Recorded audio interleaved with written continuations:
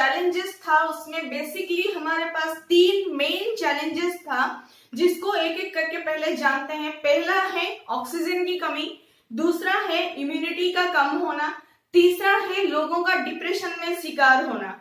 ठीक है, जो ये 3 चीजें जो है बेसिकली कोरोना में बहुत ज्यादा पाया गया था और उसके वजह से ही बहुत ज्यादा लोगों की मौत भी हुई थी। ठीक है, तो आज अगर हम लोग एलोवेरा के बारे में जानेंगे तो उसमें हमें ऐसे चीज भी पता चलेगा जो आपको बिल्कुल शॉक्ड करके रख देगा। मतलब अगर मैं आपको बताऊंगी कि एलोवेरा जो है डिप्रेशन में शिकार होने वाले पेशेंट को भी फायदा देता है और हमें जो मेमोरी कैपेसिटी जो हमारा होता है उसमें भी बूस्टअप करता है और हमारा जो लर्निंग कैपेसिटीज है उसको भी वो इंक्रीज करता है इन फास्ट मैनर। तो आप यकीन नहीं करेंगे तो मत कीजिए, लेकिन इन रिपोर्ट के ऊपर तो आप मतलब आप यकीन किए बिना रह ही नहीं सकते। ये जो रिपोर्ट्स है ये मैं नहीं बता रही हूँ, ये जो हमारे फॉरेनर्स है, मतलब फॉरेन में जो हमारे रिसर्चर्स हैं या फिर साइंटिस्ट है या फिर बड़े बड़े डॉक्टर्स हैं, वो लोग ये रिपोर्ट पब्लिश किए हैं और इनका जो डायरेक्ट स्टेटमेंट जो आया है जर्नल्स में, मैं आज उनको डायरेक्टली आपको सुनाऊंगी। ये इसमें कुछ भी मॉडिफिकेशन नहीं होगा, मैं अपना लैंग्वेज उसमें नहीं दूंगी और रिपोर्ट में क्या पब्लिश हुआ था डायरेक्टली मैं आपको बाय स्टेटमेंट बताऊंगी। तो बने रहिए मेरे इस वीडियो में। मैं हूं सुतपा, आप सबको स्वागत कर रही हूँ मेरे इस चैनल में जिसका नाम है लर्न राइट अवे बाय सुतपा। और अंत तक जरूर देखिए, बीच में उठ के मत चले जाइए। आपके सब मतलब सबके लिए ये फायदा होने वाला है, बच्चों से लेके एज ओल्ड पर्सन सबके लिए ये फायदा होने वाला है, गारंटी है। आप देखेंगे तभी जाके रियलाइज करेंगे। ठीक है, तो पहले ले लेते हैं हमारा पहला जो बीमारी है, प्रोटेक्शन फ्रॉम यूवी रेडिएशन।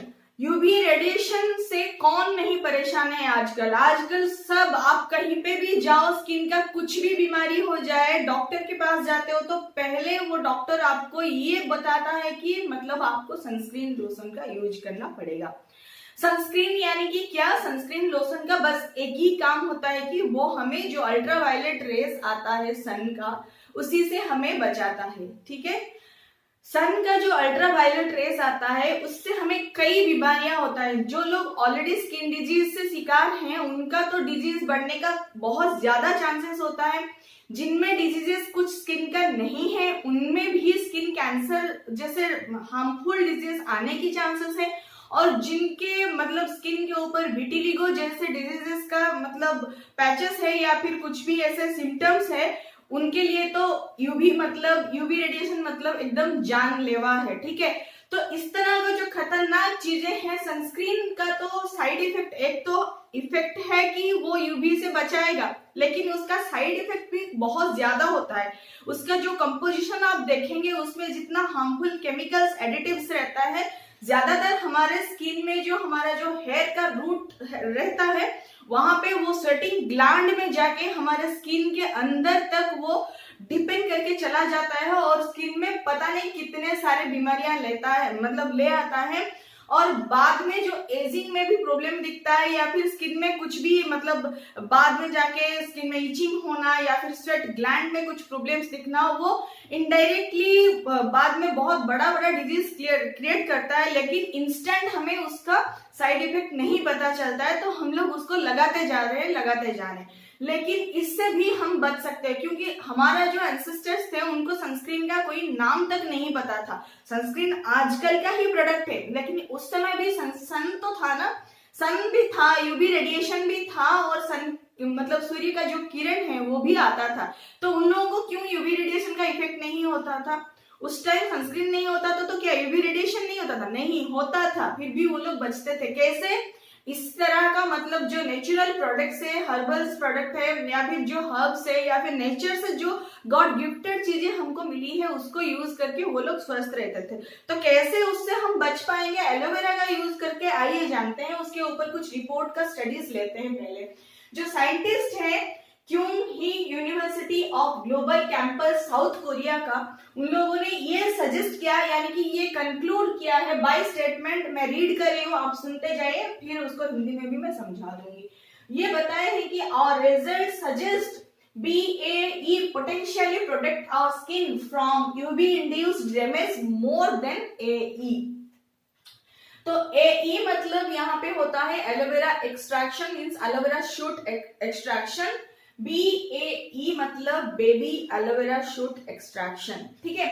तो ये जो ये लोग बताए हैं, ये मतलब रिपोर्ट का एक मतलब जो आप बता सकते हैं कि मतलब ये समरी का एक सार, एक जो हमारा जो आप बोल सकते हैं कि जो मोटो था उनका जो रिपोर्ट का, वो सार जो है एक लाइन में अगर मैं बताऊं रिपोर्ट का सार यही था वो, ठीक है। तो इसीलिए मैं डायरेक्टली ये वो लाइन वहां से उठा के यहाँ पे रख दी हूँ ताकि आपको यकीन आ जाए कि रिपोर्ट में ऐसे लिखा जाता है, ठीक है।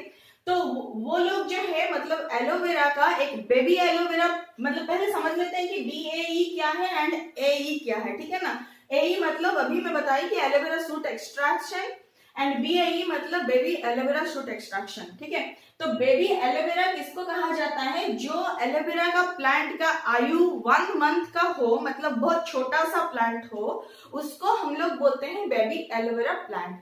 और एलोवेरा शूट एक्सट्रैक्शन मतलब AE मतलब जो एलोवेरा प्लांट का आयु 4 मंथ हो या फिर 4 मंथ से ज्यादा हो, हम लोग उसको एलोवेरा शूट एक्सट्रैक्शन बोलते हैं, ठीक है। तो बेबी एलोवेरा शूट एक्सट्रैक्शन मतलब जो छोटा वाला प्लांट होता है जिसका आयु की 1 महीना तक ही होता है, उसको अगर हम लेंगे और उसका एक्सट्रैक्शन निकाल के, मतलब उसका जो लीफ का जो जेल है उसको अगर हम लोग निकाल के अपनी बॉडी में अप्लाई करेंगे तो ये हमें डायरेक्टली UV रेडिएशन से प्रोटेक्ट करेगा। इसमें कोई मतलब डाउट नहीं होना चाहिए क्योंकि ये साइंटिफिकली प्रूव हो चुका है, मेडिकली ग्रांटेड है, ठीक है। तो फिर आइए दूसरा जो डिजीज है उसके बारे में देखते हैं। ये जो मतलब रेडिएशन थेरेपी है, जनरली हमारा जो कैंसर पेशेंट्स होते हैं उनको रेडिएशन थेरेपी दिया जाता है। चाहे कोई भी कैंसर हो, आप उसको केमोथेरेपी और रेडियोथेरेपी दिए बिना क्योर नहीं कर सकते क्योंकि कैंसर का आज तक कोई ऐसा पुख्ता मेडिसिन अवेलेबल नहीं है, ठीक है ना।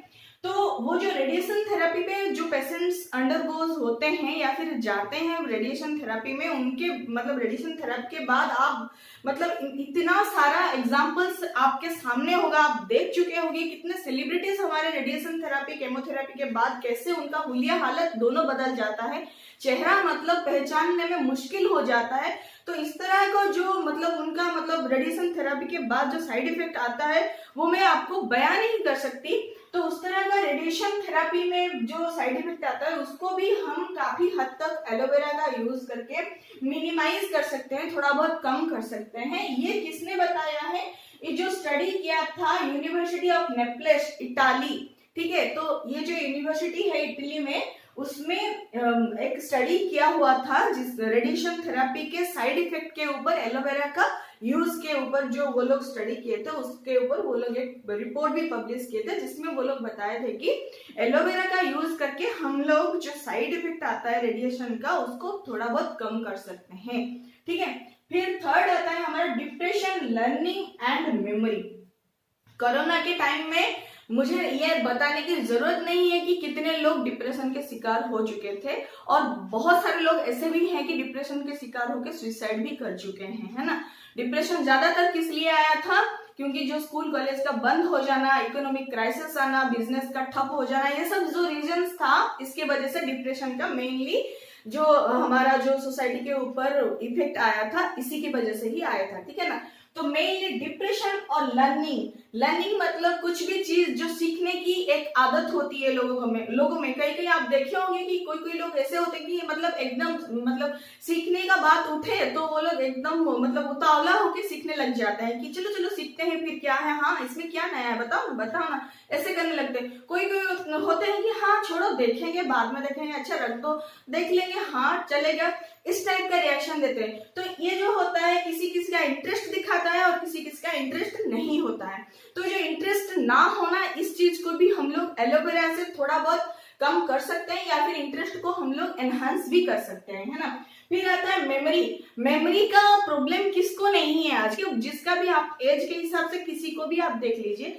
बच्चों का प्रॉब्लम है पढ़ाई याद नहीं रहता, बड़ों का प्रॉब्लम है कुछ काम याद नहीं रहता, कुछ लाते हैं तो पैसा लाना भूल जाते हैं, शॉप में चीजें खरीदते हैं पैसा देना भूल जाता है या फिर लाना भूल जाते हैं, पैसा दे देते हैं तो शॉप से चीजें चीजें लाना भूल जाते हैं। ये तो आम चीजें हो गई, मतलब हमारा जो डेली हमारा जो लाइफस्टाइल चल रहा है उसका एग्जाम्पल मैं आपको दे रही हूँ। और बुजुर्ग की बात तो मत करे ही, मतलब मत करने से ही अच्छा है, क्योंकि ज्यादातर एज के हिसाब से भी उनका मेमोरी जो है थोड़ा सा डाउन हो जाता है, और बाय टेंशन एंड फिर उनका जो आइसोलेशन रहता है थोड़ा सा, मतलब खुद को आइसोलेट कर लेते हैं थोड़ा एज हो जाने के बाद, तो उस टाइम पे भी उनको क्या होता है, मेमोरी का थोड़ा सा दिक्कत होने लगता है।